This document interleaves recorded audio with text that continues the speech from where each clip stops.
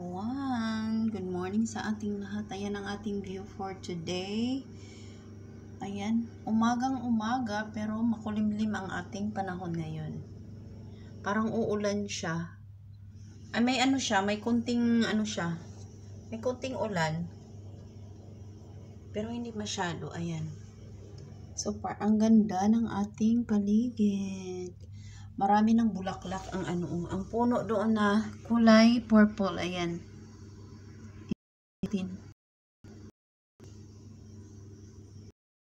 Asan ba?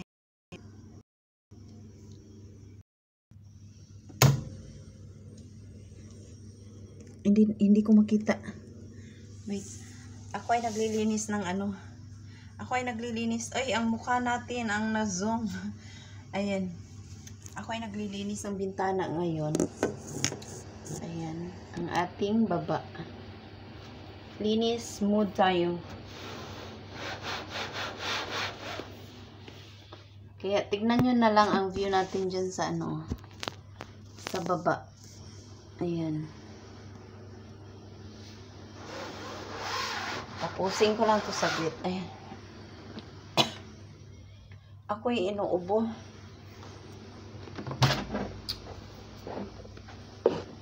Hanggang kailan? Walang naliligo sa pool. Walang naliligo sa pool ngayon. Saka lang sila na napunta dyan sa baba pag ayan ang ating pool. Ba't na-zoom naman to ay? Ayan. Ayan ang aking mga i-arrange dito. Dito ko yan siya i-arrange sa dito sa gilid. Ayan. Sabi ng ako kong lalaki, wag daw akong pumatong dito, baka mahulog daw ako. Sabi ko may grills naman. Hindi naman ako lumalabas. Dito lang naman. Ayaw nila umakyat-akyat ako sa mga katulad ito sa taas. Ayaw nilang umakyat ako. Sabi nila, linisin ko lang daw yung loob, wag na sa sa labas. Kasi meron na sila nakita nung nahulog siya sa ilang palapag ba yun? Dito din sa Hong Kong. Ayan. Paano ba? Pampalipas oras natin. Yung katawan ko ngayon is pagod. Feeling pagod. Pagod na pagod yung pakiramdam ko. Gusto ko humiga, matulog. Yun ang pakiramdam ko ngayon.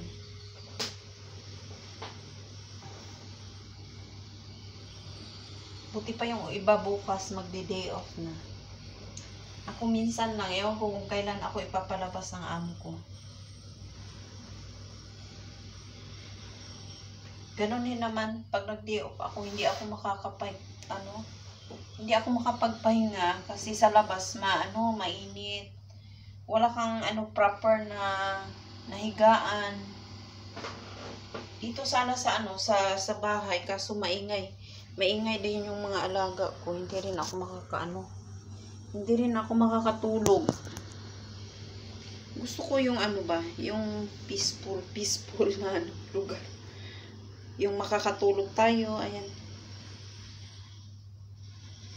Ito yung bigay ng amo ko. Binilhan niya ako ng 3 ganito. Ay 2 ganito. Tapos yung isa is another kulay orange. Sabi ko nakita ko to na may nagsuot na mga foreigner. Sabi niya, yes. Buti na lang tong amo kong babae is kung anong mga niya, mga in-order niya, meron talaga ako. Ngayon lang sa summer, hindi nila ako nabigyan ng damit. Noon binigyan ako ng 2 piraso ata yon. 2 piraso na t-shirt. Tapos nung nag-travel sila sa sa Japan. Japan ba yun? Binilhan niya yung anak ko ng isang t-shirt. Yung anak ko lang na lalaki. Tapos yung mga babae, mga earrings, mga clip, yun ang mga niya. Tapos binilhan din pala ako ng clip na ito malaki. 6 na piraso. Sabi niya, Lini, padala mo yan sa mga anak mo, sabi niya. Sabi ko, di naman nagsusuot ang mga anak ko ng ganito. Yung sa akin na is gusto kong maano siya ba?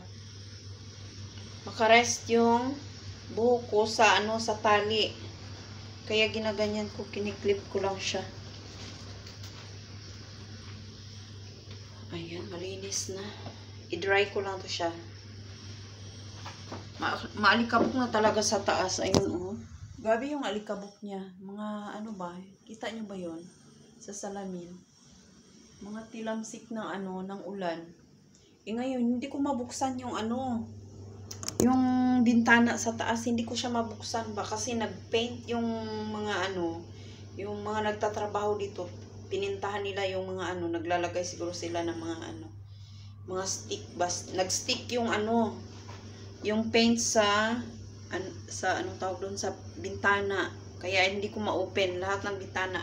Ang doon sa loob, pinilit ng amo kong i-open kasi na nga, gusto nila ng air, hangin. Gusto nila ng hangin na makapasok sa loob. Dito, hindi ko talaga mabuksan. Kung pipilitin ko siguro, baka masira ba. So, problema yun kasi papasok ang mga lamok. Dito naman kasi walang net. So, hindi talaga pwedeng ipilit. Dito, pwede siya. Kaso, ayoko naman makasira ng bitana ng amo ko.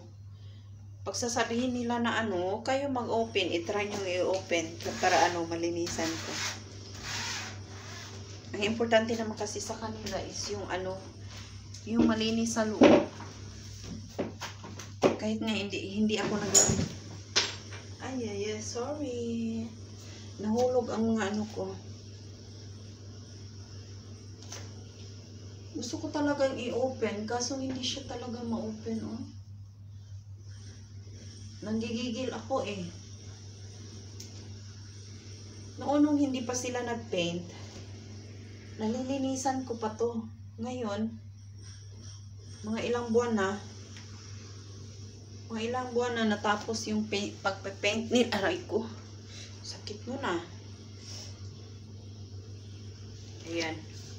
Ayan tuloy. Nasaktan ako. Ayan. Yung kahapon na post. Grabe yung iyak ko kagabi sa sa post. Nag-post ako sa Facebook ng mga hinanakit. Hindi naman siya sa yung parang inabutan ako ng ano tawag doon? Homesick. Na-homesick ako kagabi. Tapos iniisip ko nga yung nanay ko na magkikita pa kaya kami. Kasi ang tagal ko pang uuwi sa Pinas, mga ilang months pa. Tapos higa na lang siya ng higa sa sa duyan. Gusto ko sanang bilhan siya ng yung uway nga na upuan. Ayaw naman niya, sabi niya gastos daw. Kasi alam ko na daw yung sakit niya. Sabi ko, para komportable ka sana. Kaso, yung pera ko nga is, hindi talaga kasya sa hindi kasya sa budget. So, kahit allowance nga ng mga anak ko ay kulang talaga. So, ayun. Hindi tayo nakabili. Ayun, nagtampo pa yung kuya ko nga sa sa akin. Kasi, nung dumating siya doon sa sa bahay namin, hindi ko talaga siya nakausap as in wala talagang pag-uusap na nangyari kasi alam ko naman na okay lang siya doon.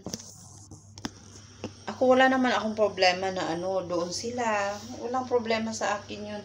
Ngayon, niya pala, anong tawag doon? Dinamdam niya ba yung hindi ko pagtawag sa kanya na kumusta ka na. Pero tumatawag ako sa nanay ko, sinasabi ko naman sa nanay ko na kumusta si ganyan, bilhan nyo ng ganyan, sa niya, sa higaan niya kasi mainit. Iniisip ko pa rin siya, pero hindi talaga kami as in nag-usap talaga kasi may kami niyan eh. May past kami na alitan noon, tas hanggang sa nag-asawa na kami, hindi na ako nakikipag-usap sa kanya. Although tumutulong ako sa kanya doon sa sa kanila noon. Binibigyan ko siya ng nung sa Kuwait pa ako, Kuwait times ko pa noon. Na wala pang sakit si mama. Ayun, nagbibigay ako sa kanya. Tinulungan namin, dalawa kami ng kapatid ko, binilhan namin siya ng motor na second hand. Tas ayun, binigyan namin ng puhunan na magkano ba yung binigay namin. Kalimutan ko na, hindi naman siya malaki, pero at least nakakatulong, parang 10,000 ata yun. Kasi may motor na nga sila. Ngayon, nagtampo talaga siya. Sabi ko, wala naman sa isip ko na ganyan. Oy, gusto niyang magpaano ba? Anong tawag doon? Gusto niya niyang attention ata. Ngayon, sa isip-isip ko naman, mga anak ko nga, hindi ko matawagan everyday. Yung nanay ko, hindi ko makausap araw-araw. Kasi busy nga ako sa trabaho. Ngayon lang, wala yung mga amo ko. So, may oras tayong magchika-chika. Tas minsan naman yung aking cellphone ay hindi nakikisama. Siya, laging nalulubat, hindi siya nagcha-charge ng Ngayon nga, kinuha ko lang sa charger kasi kanina pa tong umaga pagising ko naka-charge. Hanggang ngayon 46% pa. Tas ginamit ko ngayon, madali siya malubat, tas matagal siya i-charge ba. Yung ganyan. Ganyan na sistema. So wala talaga akong yung totoo, wala talaga akong time sa mga ganyan-ganyan. Hindi ko naman iniisip. Gusto ko namang tumulong, kaso nga lang, yung ko ngayon, yung budget ko is mahirap talaga. Yung gamutan nga ng nanay ko, wala na akong pambili. So, ayun, mahirap na yung mag-isa ka lang dito, tas hindi naman sila nagtatanong. Wala sa akin yun, okay lang sa akin kasi naiintindihan ko naman na busy din sila. Sana ganun din sila na andun sa Pilipinas, maintindihan din nila na hindi tayo pumunta dito sa ibang bansa para magliwaliw ba. Mga ganitong tulad nito, nagchichika-chika ako sa inyo ng about sa dito. Wala na to sa sa trabaho. Kaya, gusto ko lang i-share sa inyo na ganyan. Na hindi naman lahat ng OFW ay, swerte nga, swerte sa buhay. Although, mabait naman ang mga amo ko, kaso lang, sa trabaho is, grabe talaga ang puyat ko ngayon. Grabe ang puyat. Ang feeling ko na parang down na down ako. Gusto ko pang magpahinga. Mga ganyan. Kagabi, anong oras na ako natapos? 10:30.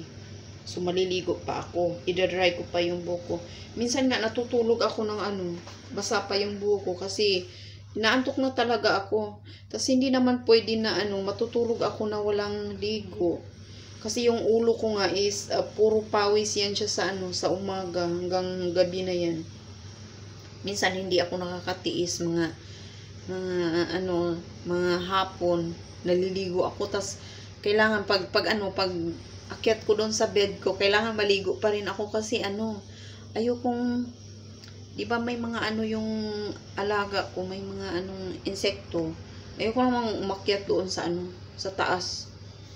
Ngayon nga, nangangati ako kasi mga kagat ng mga insekto ng alaga ko. Makati siya. Ayan. Hindi nga lang klaro kasi siya, maitim ang ating skin. Maitim ang ating skin. Ayan. I-arrange ko muna to. Ayan. Pagkatapos ko nito is kakain ako Kakain ako ng Nag-snacks na ako ng mga chichirya kanina na bigay ng amo ko. Moy, come here, Mamoy. Yung alaga ko naman ay umiiyak.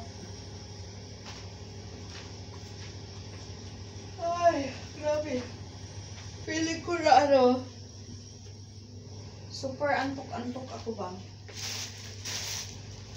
Buti na lang, wala akong luto ngayon. Kami lang dalawa ng amo kong babae. Sabi niya din, na lang tayo, mag-take out. Mamaya, pagdating niya. Kasi magdadrive siya. Ewan ko kung magti-take out siya or kasi nag-iwan din siya ng pera. Ewan ko kung baka mamaya aantayin ko mga 1 o'clock. Baka kasi ngayon lunch time niya. Baka sasabihin niya na bibili ako ng pagkain na lang sa labas. Kasi minsan ganyan siya, mag-take away tayo. Tapos, sasabihin sa huli, kumain ka na lang dyan sa sa bahay kung anong gusto mong kainin. Minsan lang naman. Ayan. Wala ako sa wala ako sa mood na anong tawag doon? Pagod ang ang katawan. Nag-breakdown talaga ako kagabi, sabi ko. Yung hagulhol talaga, grabe yung hagulhol ko na hindi ko maintindihan. Ang sakit ba? Ang sakit na naramdaman ko. Ayun, may pala sa akin. Anong tawag doon? May nagtampo pala sa akin na hindi ko alam. Sinabi lang din ng pinsan ko sa kapatid ko na ganyan nga ang nangyari. Uminom yung kuya ko, tas naglabas na ng sa loobin niya. Sabi ko, ako pa yung inano niya. Sabi ko, hindi naman lang niya inisip na yung anong tawag doon? Ako na nga gumagastos sa sa gastusin sa nanay namin. Hindi pa niya maintindihan. Gusto pa niya na magkaroon ako ng time sa kanya na itanong kung kumusta siya. Mga ganyan na bagay ba? Hindi ko nga na yung mga anak ko. Yung mga anak ko talaga is wala. Grabe yung pagkukulang ko sa mga anak ko. As in. Pare-parehas na kaming may mga anak, pero sana naman huwag naman ganyan na Iasa natin ang sarili natin sa mga kapatid natin porkit andito tayo sa ibang bansa, na tayo. Anong tawag doon? Nakakaluwag-luwag din naman. Kaso nga lang is hindi siya sapat talaga. At least ang sa isip ko, at least may pinagkukunan tayo ng panggastos, 'di ba, sa sa buwan-buwan, sa araw-araw. 'Yun ang sana walang hinanakit sa kasi di ko naman hawak yung oras ko lagi na kukumustahin sila, mga ganyan. 3 yung mga anak ko, pero wala ni isa sa kanila. Magme-message ako, walang reply yung pangalawa. Tapos yung panganay, tatanungin ko kumusta ang school mo, ang enrollment mo, hindi niya alam. Tapos kakausapin, tatawagan ko yung bunso ko. Parang wala lang, yung parang as in na yung wala, malayo na talaga ang loob nila ba. Yun ang mahirap bilang isang magulang na nagtatrabaho dito sa ibang bansa. Mahirap na hindi mo sila naalagaan. Parang na lang sa kanila ba? Okay, wala si mama, okay lang na wala si mama, mga ganyan na Gusto ko nga umuwi nung graduation ng anak ko. Nung 30 ata yun. May 30. Yung graduation niya. Kaso, papauwi na ako ng amo ko. Kaso, ako yung magbibili ng ticket ko. Ang ticket ay sobrang mahal. Mga 30 plus ata. So, hindi ko kakayanin yung budget kasi wala nga akong ipon. Wala pa akong ipon na sorry. Wala akong ipon na ganun kalaki. Meron naman akong naipon. Konti lang talaga. Hindi siya magkasya sa Tapos ilang days lang ako doon. Papunta doon isang araw na. Kunyari, aalis ako dito ng gabi. Tapos may layover pa tayo sa sa mga sakayan. So hindi talaga tayo aabuti ng isang day lang. Kasi malayo yung sa amin. Malayong probinsya yung sa amin. Napakalayo. Pinakalas na ng pinakalas na lugar. nasa kaibutura na talaga ng ano. Kaya, naintindihan naman ng anak ko. Sabi niya, okay lang ma kasi ano, yung kapatid ko nga, yung bunso naming kapatid, yung nag-ano sa kanya, paso.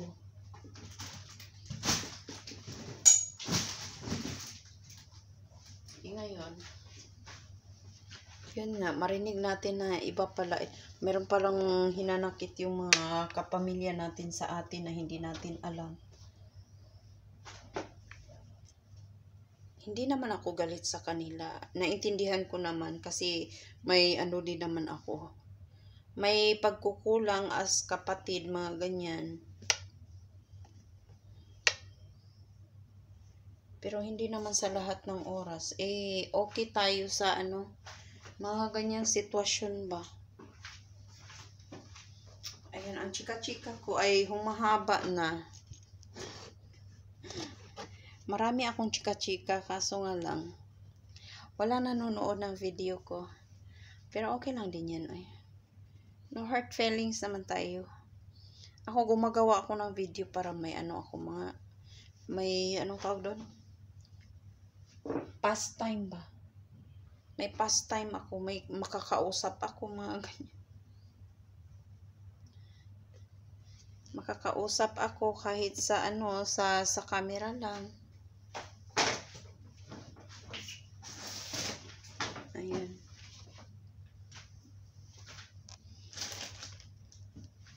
Kaya wag sana nating baliwalain ang ating mga pamilya na nagtatrabaho sa ibang bansa.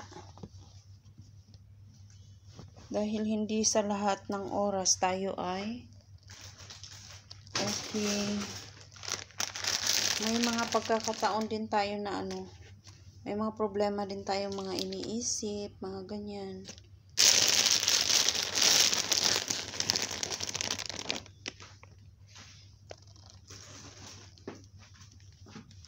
Hanggang kailan. Ayan, hindi na siya magkasya. Ayan na oh. Hindi na siya magkasya sa ano ko. Lagayan. Ano bang pinagagawa ko dito? Ayan na, ganyan na yan. Sumasakit yung ulo ko. Kasi yung sa ano ko naman, yung sa akin namang trabaho, minsan mahirap din kasi ako yung nag-iisip ng lulutuin. Tingnan yung mata ko nga is puyat na puyat siya.